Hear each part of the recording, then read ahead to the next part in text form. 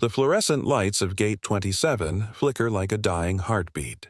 Judge Aisha Reynolds, robe traded for a tailored Navy suit, stands frozen at security, her boarding pass trembling in manicured fingers. A TSA officer's gloved hand clamps her wrist.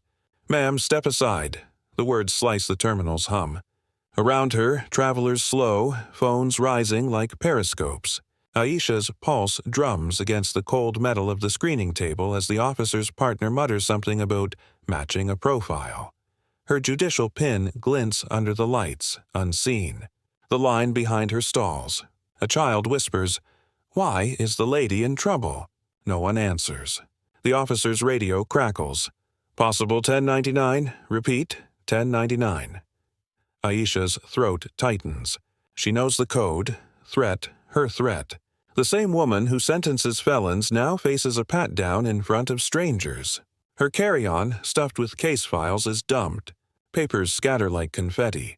A man in a cowboy's cap records, zooming in on her face. The officer's smirk widens. "You're not above the rules, Your Honor." The title drips with venom. Aisha's eyes burn, but she doesn't blink. The terminal smells of burnt coffee and fear. Somewhere, a gate agent calls final boarding. Aisha's flight to deliver a keynote on justice. She won't make it, not yet. The officer's hand hovers over his taser. The crowd holds its breath.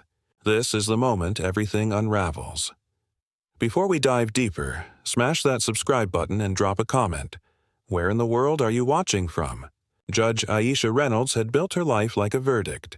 Deliberate, unassailable, final. At 42, she carried the weight of 1,000 rulings in the slope of her shoulders. Her chambers in Chicago's Dirksen Federal Courthouse smelled of lemon polish and precedent. The gavel on her desk had cracked the silence of murderers and white-collar thieves alike.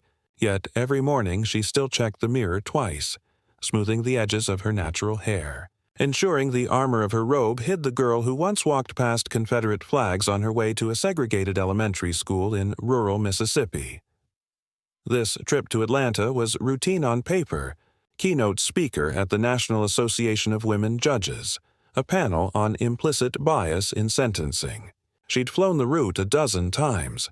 O'Hare's Terminal 3 was her second courtroom. She knew the rhythm of the security lines, the exact angle to tilt her laptop for the X-ray, the polite nod to the TSA agents who recognized her judicial pin and waved her through with quiet respect. Not today. Aisha had arrived early as always. Her navy suit was pressed, the silk lining whispering against her skin. She wore low heels, practical for the podium, and carried only one bag, a slim leather briefcase holding her speech notes, a federal case file she was reviewing en route, and a small framed photo of her late mother, a sharecropper's daughter who'd scrubbed floors so Aisha could read law books under a single bulb. The photo was her talisman. She never flew without it. The line moved like clockwork until it didn't. A new officer, badge reading Kowalski, replaced the usual agent at the magnetometer. He was young, broad, with a jawline that looked carved from resentment. His eyes flicked over Aisha the way a hunter sizes prey. She placed her briefcase on the belt, stepped through. No beep. She reached for her bag. Kowalski's voice cut the air. "Ma'am, bag check, not a request." A command. Aisha paused. Around her, the terminal pulsed. Announcements in 3 languages, the squeak of sneakers, the metallic clatter of belt buckles hitting plastic bins. She'd seen this dance before, but never aimed at her. She turned, calm as a closing argument. "Certainly, officer." She expected the usual. A swab for explosives, a flip through her notes, a nod. Instead, Kowalski upended the briefcase. The case file spilled. Her speech notes fluttered. The framed photo skittered across the table and cracked against the floor. The glass spiderwebbed over her mother's smile. Aisha's breath caught, but her voice stayed level. "That's fragile. Please." Kowalski didn't look up. His partner, a wiry man with a goatee, joined him. They rifled through her belongings with theatrical slowness. The goatee officer held up her judicial pin like evidence. "What's this? Costume jewelry?" A ripple of laughter from the growing crowd. Aisha felt the heat rise in her chest. The same heat that fueled her dissents against unjust laws. She opened her mouth to identify herself, then stopped. Let them dig their own grave. Kowalski pulled out the case file, sealed confidential, and flipped it open. Pages of a defendant's rap sheet faced the crowd. A woman in yoga pants gasped. A teenager filmed. Aisha's mind cataloged every violation: Fourth Amendment, privacy, basic decency. She stood taller. The officers didn't notice. They were too busy performing for the audience. The line behind her dissolved into a semicircle. Phones rose higher. Aisha's flight to Atlanta boarded in 40 minutes. She pictured the empty podium, the confused organizers, the headline that would write itself. Her mother's cracked photo lay under Kowalski's boot. Something inside Aisha shifted, like a judge reaching the end of closing arguments. This wasn't random. This was deliberate. And it was just beginning. The terminal's air thickened, as if the vents had stopped pushing oxygen and started pumping tension. Kowalski's boot stayed planted on the cracked photo frame. The glass crunched like thin ice when he shifted his weight. Aisha's eyes tracked the motion, but her body remained statue still. She had learned long ago that predators smell fear the way sharks smell blood. She would not bleed. The goatee officer, Badge Ramirez, now held her speech notes aloft, reading aloud in a mock courtroom baritone. Implicit bias in sentencing. How unconscious prejudice poisons justice. He snorted. Sounds like a confession to me. A few travelers laughed nervously. Others looked away. Aisha cataloged every face, every phone angle. Evidence. Always evidence. Kowalski keyed his radio. Need a supervisor to lane 3. Female, non-compliant, possible contraband. The words landed like thrown gravel. Non-compliant. Aisha had not moved an inch.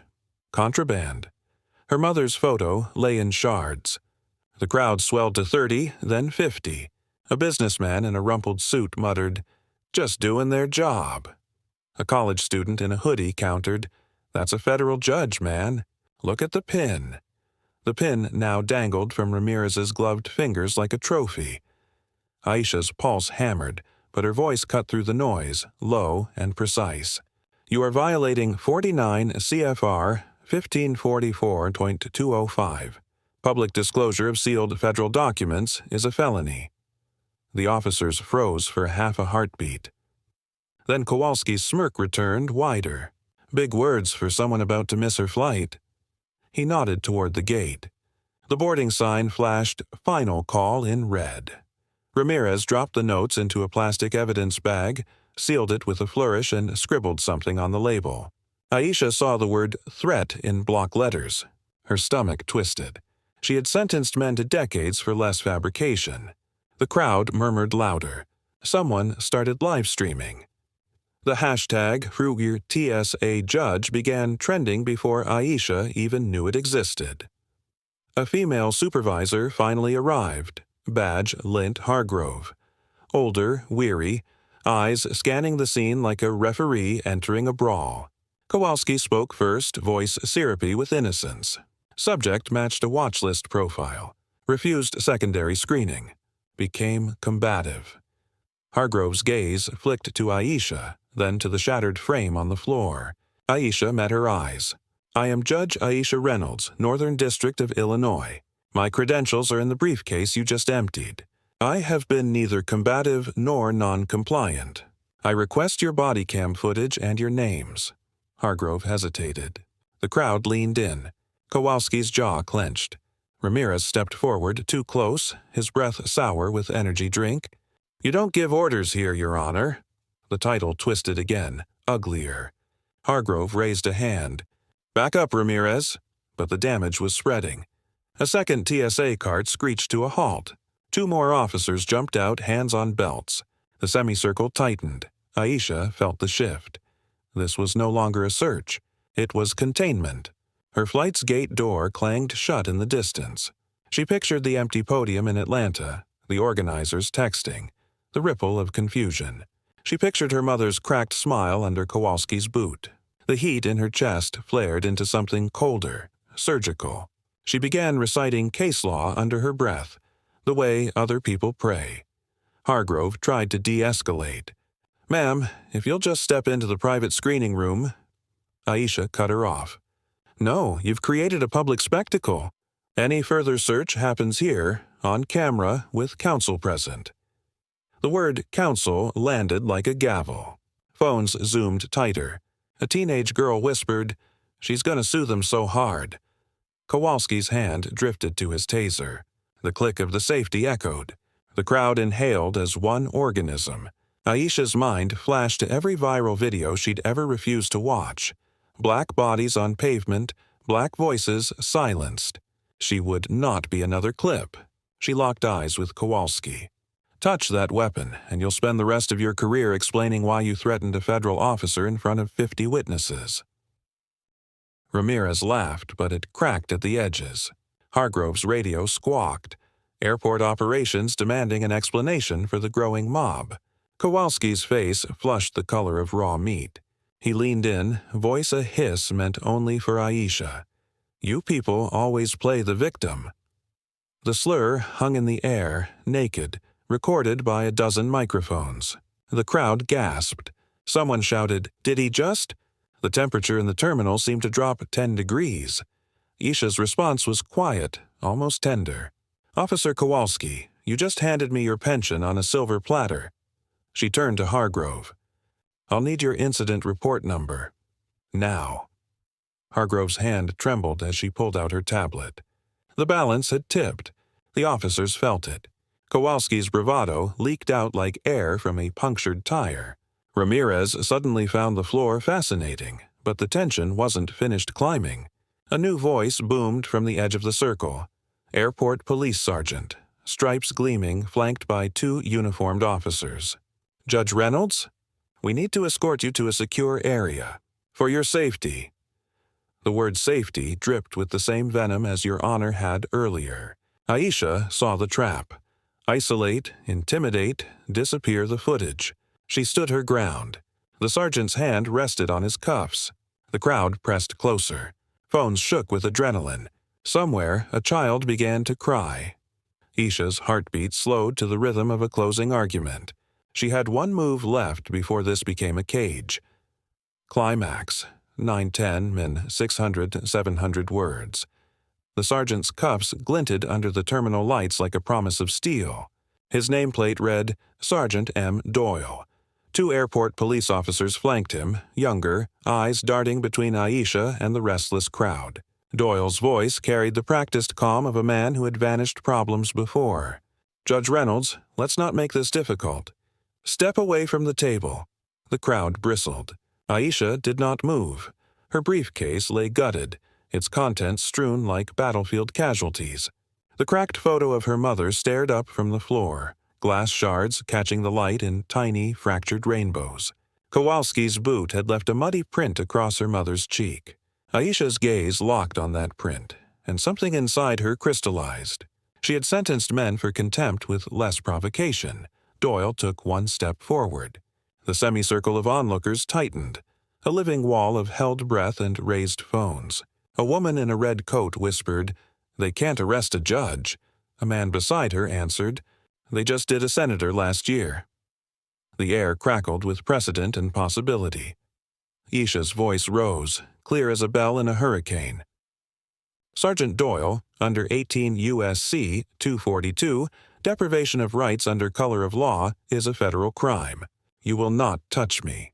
You will not move me. You will stand there and explain why a federal officer is being detained without cause." Doyle's smile thinned. He nodded to the younger officers. They advanced. The first officer reached for Aisha's elbow. She pivoted, smooth as a dancer, placing the screening table between them. "Touch me and you join the lawsuit." The officer hesitated. His partner lunged. Aisha sidestepped.